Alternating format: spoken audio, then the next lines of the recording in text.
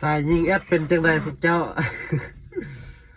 เป็นนุ่มค่อยความรู้บ่ถึงหรือว่าจังใดพัฒนาบ่ทันบ่เรื่องสินค้านี่ค่อยก็คิดว่าสินค้าค่อยดีพอเนาะแต่ว่าเป็นอย่างยิงแอด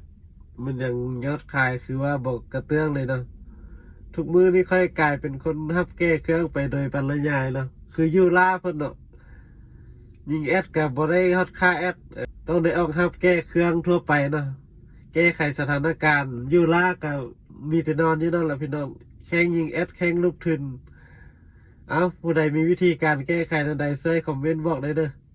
โปรโมชั่นส่งท้ายปีเก้าปี2025ทางแบรนด์โลแคร์ของพวกเรามีส่วนลดพิเศษสำหรับผู้ที่ซื้อน้ำยาโลแคร์ซุปเปอร์คลีนเนาะ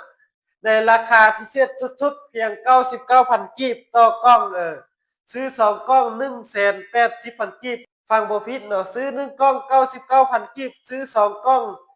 180,000 กีบมีบริการเก็บเงินปลายทางเด้อโปรโมชั่นนี้มีจำนวนจำกัดเนาะสำหรับ100ท่านทำอิฐเท่านั้น